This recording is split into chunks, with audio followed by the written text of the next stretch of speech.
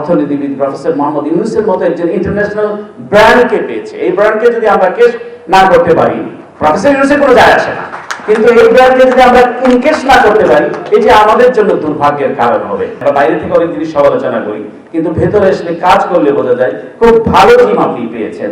আমার কোনো প্রবাসীর যাতে আর ব্যাগ যাতে কাটাছেঁড়া না করা হয়, আমার কোনো প্রবাসীকে যাতে হেনস্থার শিকার হতে না হয়, তারা যাতে খুব নির্বিঘ্নে, যদি তার কাগজপত্র ঠিক থাকে, তার লাগেজের ওজন যদি পরিমাপ মতো হয়, তাকে যাতে হেনস্থার শিকার না হতে হয়। এই বিষয়গুলো যেহেতু আপনারা সার্ভিস ওরিয়েন্টেড অর্গানাইজেশনগুলোতে কাজ করেন, সেটা আপনাদের মনোযোগ দেওয়া উচিত। এবং আপনাদেরকে মনে রাখতে হবে, এই গরিব দেশের এই প্রবাসী মানুষটি যে তার ভিটামাটা বিক্রি করে যে প্রবাসে গিয়েছে, সেই যে রেমিটেন্স প্রেরণ করছে, সেই রেমিটেন্স দিয়ে বাংলাদেশের অর্থনীতির ভিত মজবুত হচ্ছে, এবং এই গরিব মানুষের ট্যাক্সের পয়সায় আপনার বেতন হচ্ছে। সুতরাং সেই দিকেও আপনার নজর রাখতে হবে যে সবসময় আমি ঊর্ধ্বতর ভাববো এবং কাউকে অধস্তর বলে আমি তাকে তার অধিকার থেকে বঞ্চিত করবো, এটি হবে একটি বড় বৈষম্য, সেটি দূর করতে হবে।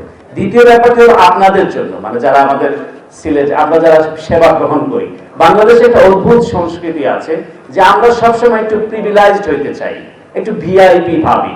এটা খুব আজকে আমি অন রেকর্ড বলতে চাই, এই যে সিলেটে আমরা দেখি যে ভিআইপি ব্যবহার করার একটা প্রবণতা।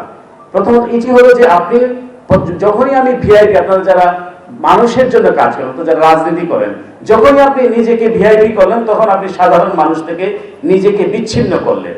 দ্বিতীয় ব্যাপারটি হলো যে আপনি সেখানে এন্টাইটেল কিনা, সেটা আপনার একটু ভাবা উচিত। কারণ আপনার কারণে যখনই আমি নিজেকে একটু প্রিভিলেজ দিতে ভাববো, তখন সাথে সাথে কিন্তু আমি 5 জন মানুষকে পেছনে ফেলে দিলাম, কারণ আমাকে এন্টারটেইন করতে হবে 5 জন 7 জনকে পেছনে ফেলে। সুতরাং আমি এটি অনুরোধ করব যে আমরা যে সমতার কথা বলি, আমরা যে ইকুয়ালিটির কথা বলি, আমি যাতে নিজেকে উপরতলার লোক না ভাবি, আমি যাতে সবাইকে আমার অবস্থাটা যাতে আপনার মতোই ভাবি, তাহলে পরে যে অসঙ্গতি হয়, বিশেষ করে এই সার্ভিস প্রোভাইডাররা যে সমস্যায় ভোগে, সেই সমস্যাটি তারা ভুগবেন না।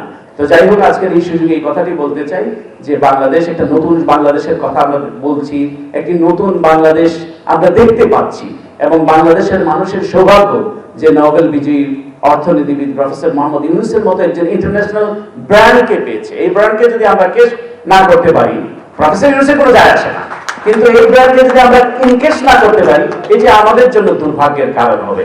এবং তিনি এসছেন বাংলাদেশকে এই মানুষের আমানতদারি ফেরত দেওয়ার জন্য। অবশ্যই এটি একটি অন্তর্বর্তীকালীন সরকার, মানুষের যে দীর্ঘ 15 বছর যে ভোটাধিকার লুণ্ঠিত হয়েছে, সেই আমানতদারি যাতে প্রতিষ্ঠিত হয়, মানুষ যাতে ভোট দিয়ে তার প্রতিনিধি নির্বাচন করতে পারে, তার জন্যই প্রফেসর মোহাম্মদ ইউনূস এবং তার মন্ত্রী পরিষদ, তার উপদেষ্টা পরিষদ কাজ করছে।